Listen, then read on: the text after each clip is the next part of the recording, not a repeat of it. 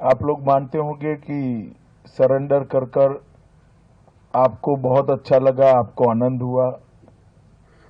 शायद कुछ लोग ऐसा मानते होंगे कि आपसे ज्यादा आनंद आपके परिवारजनों को, आपके माता पिता को हुआ। मगर मैं एक बात बताता हूं, आज आपके साथ बैठकर सबसे ज्यादा आनंद किसी को हुआ है तो मुझे हुआ है, और मन में संतोष की भावना है।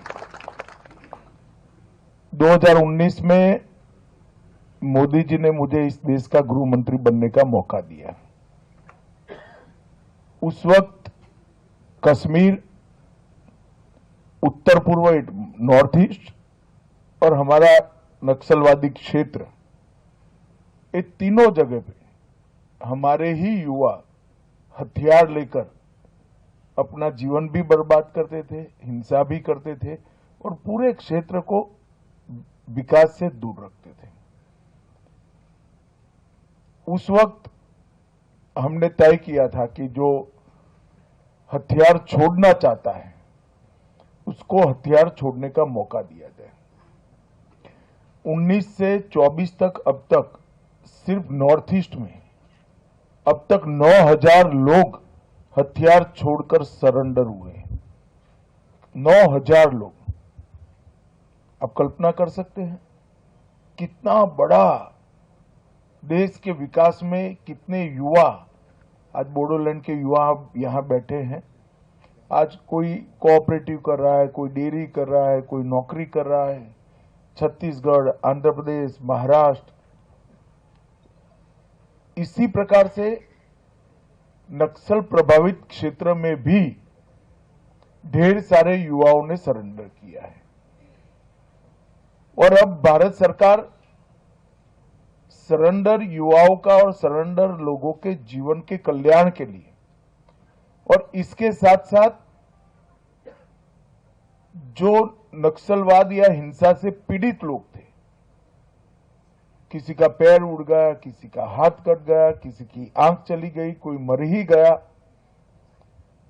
उनके कल्याण की समग्रता से योजना भी बना रही है। 15,000 मकान भारत सरकार अपने खर्चे से इन नक्सल प्रभावित क्षेत्र में बना रहा है। और मेरे पास सहकारिता मंत्रालय भी है। एनडीडीबी को मैंने जिम्मेदारी दी है कि सारे नक्सल प्रभावित क्षेत्र जो नक्सल से मुक्त भी हो गए हैं, वहां पर हर परिवार को एक गाय या भैंस देकर डेयरी कोऑपरेटिव बनाने की हम शुरुआत करेंगे, जिसमें कम से कम 15 से 20 हजार का इनकम एक महीने का होगा। इस प्रकार का पूरा हम यंत्रणा बना रहे हैं।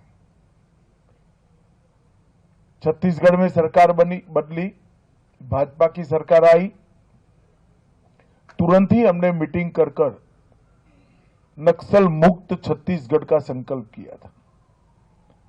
और मुझे आनंद है कि एक साल में हमें काफी कुछ कर लिया है। परंतु मारना रास्ता नहीं है। जो लोग हाथ में हथियार पकड़े उनको मेन स्ट्रीम में, मुख्य धारा में वापस लाना है।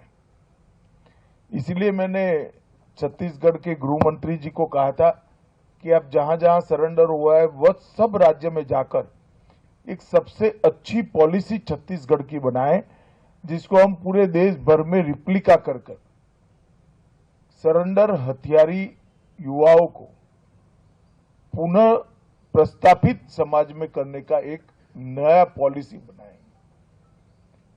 और कुछ ही दिनों में पॉलिसी भी अच्छे तरीके से तैयार होकर सभी राज्यों को हम भेजेंगे। और इसके आधार पर भले 10 साल पहले समर्पण किया है, उसके जीवन को संवारने के लिए, इसके परिवार को मजबूत करने के लिए, आर्थिक रूप से उसको मजबूत करने के लिए भारत सरकार काम करेगी।